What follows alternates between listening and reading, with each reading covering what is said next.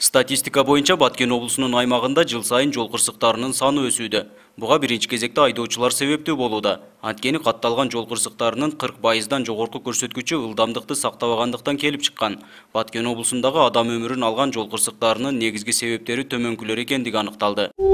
Жогорку ылдамдык, жол эрежелерин сактабагандык, каршылаш унаанын жолуна чыгуу, мас абалында унаа айдоо, жолдордун абалынын начардыгы, айдоочунун жол белгилерине көңүл бурбоосу, унаалар ортосундагы аралыктын сакталбагандыгы, айдоочунун рулда уктап кетүүсү.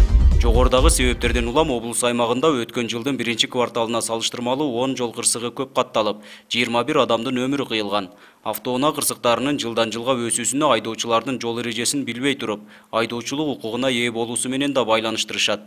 Буга негизинен жаштардын күбөлүктү сатып алуусу себеп болууда дешет. Правиланы билбегендиктен, окубагандыктан, бүтүн шаарларда окуп, иштеп, акча таап келип, праваны сатып алгандар. Mesela sветофорларды кара, перекресткаларды кара, ошо баш бербейт да. Онун алдын токтоп турушуң керек, жол өткөзүш керек болбосо. Жолсо урат келип. Жыл башынан бери облус аймагында майы кызматкерлери 17 рет жол кырсыгын алдын алуу жана болтурбоо боюнча рейд уюштурушкан. Мындай иш-чаралардын жүрүшүндө негизинен айдоочулук күбөлүгү жоктор кармалган. Мындан сырткары мас абалында унаа башкарган мамлекеттик кызматкерлер да майы кызматкерлеринин кылтагына илинген. Бирок тилекке каршы автоунаа кырсыктарынын көрсөткүчү төмөн эмес, өйдө карай өскөн. Биз канча жолу ушундай эскертүү иштерин жүргүзүп атабыз, рейдтер жүргүзүп атабыз, ушундай агитация, пропаганда иштерин жүргүзүп атабыз. Ошондой эле теле аркылуу берип атабыз, өзүңөр аркылуу. Ошондой эле жөн мектептерге барып лекция беседа өтүп атабыз. Ошого карабастан ушу жол транспорту өсүп атат.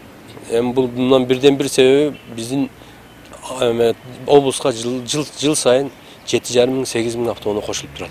Ошондой болсо да жол кайгоол кызматкерлери кайрадан рейд уюштурушту.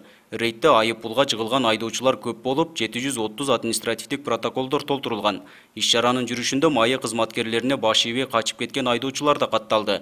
Ошол эле учурда өздөрүнүн жол эрежесин бузгандыгын моюндарына алышып, убагында айып пулун төлөгөн айдоочулар да кездешти.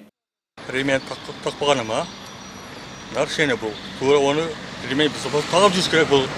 Бирок мен шашканда такпай коюпмун. Бул менин айыбым. Ошого азыр мен как положено штраф төрүп чыктым. Эми мына кайталанбайт. Айта турам, ушу баары водительдер ременди тагып, безопасность тагып, жол коопсуздук эрежелерине соблюдать этиши керек. 17 автоунааны мас абалда айдап жүргөн атуулдар кармалып, соттук кароого жөнөтүлдү. Ошондой эле перебордун рейд өтүп аткан учурда 24 автоунаа аныкталып, анын ичинен 14-ü тонировка, калганы ар түрдүү переборд өтүп аткан, жабдыктардын өзүнчө заводдон чыккан жабдыктар койгондугу аныкталып, азыркы күндө административдик материалдар түзүлүп, чаралар көрүлүп атат. Канчалык рейдтер өткөрүлүп, жолдо көзөмөл күчөтүлгөнү менен кайрадан эле мыйзамга каршы келген аракеттер тыйылбай келет. Алдыңкы айнектерин караңгылатып алган айдоочулардын саны да өскөн. Мындай көрүнүш айдоочулардын майы кызматкерлерине болгон тобот-постук мамилеси же болбосо аларга карата көрүлгөн чаранын жетишсиздиги катары көрүүгө болот. Тонировканы бул корккон адам, карызы бар адам, бекинген адам кылат да. Нургазы Жайнаков, Бактыбек Нишанбай уулу, 7 канал Баткен өкүлчүлүгү. Мен ошондой ойлойм да.